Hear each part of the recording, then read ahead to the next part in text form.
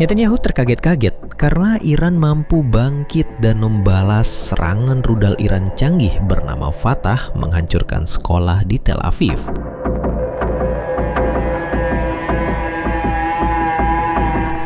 Namun seluruh dunia terkaget-kaget karena ternyata sekolah itu bukanlah sekolah, melainkan pusat pelatihan agen-agen Israel yang disebut-sebut Mossad.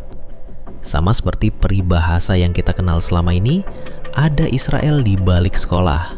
Begitu sekolah hancur dan rahasia Israel diungkap oleh Iran, Netanyahu tetap berdalih kalau itu bukanlah markas Mossad mereka, melainkan sekolah.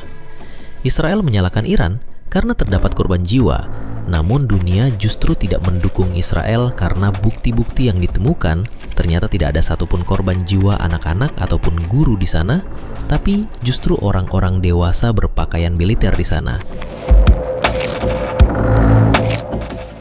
Jumlahnya pun bukan main-main, lebih dari 100 agen Mossad dan ratusan tentara Israel ditemukan di sana.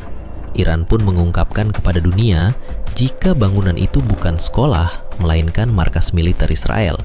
Iran juga membocorkan dokumen-dokumen rahasia hasil hacknya dari Israel, sekaligus memperlihatkan kepada dunia jika keamanan intelijen Israel lemah bagaikan password server PDN. Admin 123. Serangan Iran ternyata sangat menimbulkan kerugian terhadap Israel. Tidak hanya kerugian markas yang hancur mencapai jutaan dolar Amerika, tapi juga tenaga ahli Israel yang berkurang pesat. Amerika pun langsung menyalahkan Iran atas serangan mereka dengan alasan melukai warga sipil. Amerika mencoba melindungi Israel, tapi berbagai berita di seluruh dunia menunjukkan ketidakcocokan klaim Amerika terhadap Iran. Dari sinilah Iran justru mendapatkan kepercayaan dunia. Pemberitaan internasional juga menunjukkan dokumen-dokumen rahasia bocoran Iran yang terkonfirmasi jika itu bukanlah sekolah, melainkan markas militer Israel. Gambar-gambar satelit menunjukkan bukti yang kuat.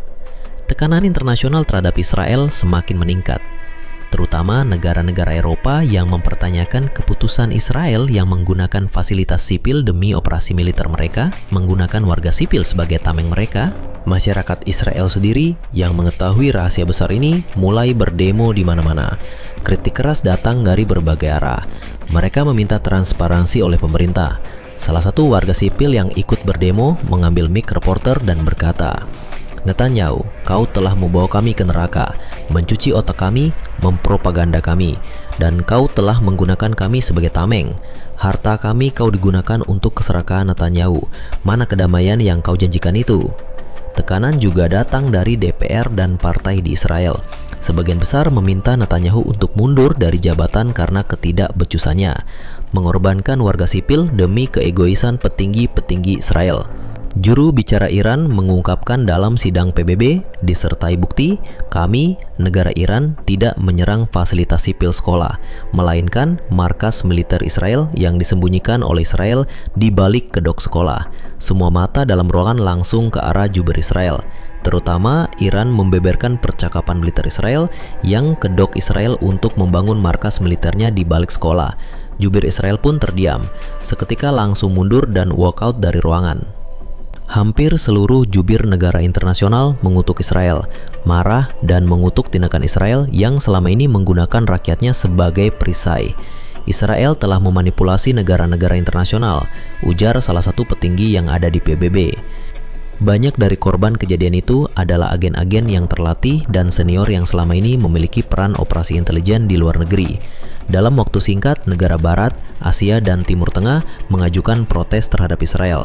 Suara Israel di mata dunia semakin tidak didengar.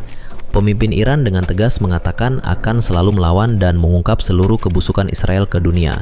Iran berjanji akan mengungkapkan kebusukan Israel dengan bukti-bukti dan meminta seluruh dunia untuk berhenti dan memboikot Israel. Sosial media langsung penuh dengan dukungan terhadap Iran. Netizen dari Indonesia pun juga mendukung Iran dan akan mendoakan yang terbaik untuk kemenangan Palestina. Ini adalah akibat perbuatan busukmu Netanyahu, salah satu tweet netizen Indonesia.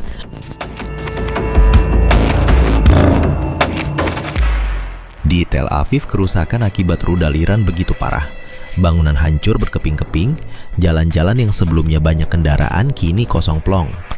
Ambulans dan pasukan keamanan Israel sampai saat itu masih berusaha mengevakuasi agen-agen mereka dulu. Warga di sekitar wilayah itu langsung kaget karena lautan fakta yang mereka dapatkan. Bangunan yang mereka anggap sekolah ternyata terdapat markas militer rahasia besar Israel. Warga sipil di sekitar sana protes terhadap pemerintah.